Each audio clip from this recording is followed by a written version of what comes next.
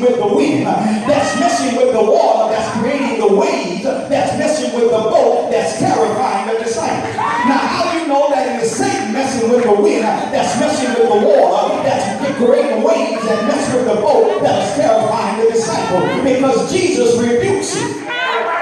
And Jesus never rebukes anything that is of the Father. So whenever Jesus rebukes it, it's because that's something against him. Well, who is against Jesus? Satan is. So his name ain't got to be mentioned to see his activity. Now, what's his activity? I'll give it to you again because you didn't catch it. He's messing with the wind. That's messing with the water. That's creating waves, messing with the boat.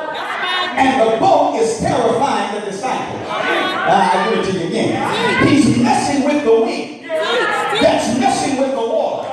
That's creating waves. That's messing with the boat. That is terrifying the disciples.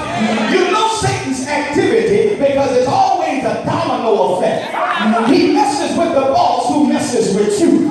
You go home mad, you mess with the wife. The wife gets in her feelings, now she messing with the oldest child. The oldest child is mad, messes with the middle child. The middle child mad, messes with the younger child. The younger child gets mad at the dog, and the dog talks chasing the cat. And there's turmoil in the house because the devil always works the domino effect.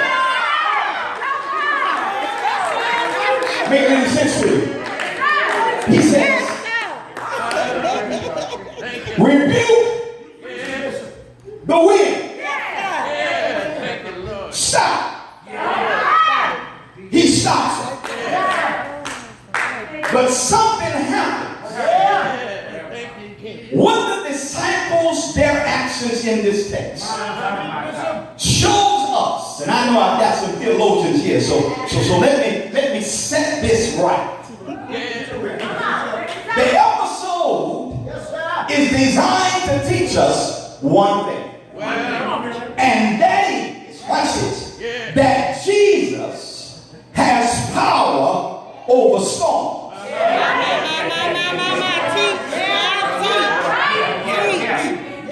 What I want to show you is what happened in the text for Jesus to surface and reveal to us his power over the storm.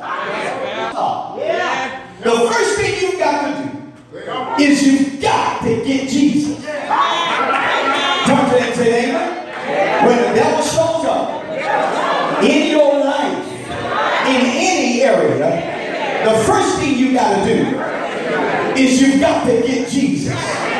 Now, watch this. The problem, brother preachers, is not them waking Jesus up. The problem is in the question they asked him when they woke him up. Jesus is not bothered because they woke him up. They are in a storm. Some of them are fishermen, some of them are not fishermen. So perhaps they have to wait. They could have woke Jesus up because there are certain duties you go through when your ship is in a storm. And sleeping ain't one of them. Come on here, talk to me now. So they wake Jesus up. That was not the problem. The problem is when they woke him up, the question they asked. But when Satan shows up in your life, you got to do the right thing they did, and that is you got to wake him up. What do you mean wake him up? Watch this.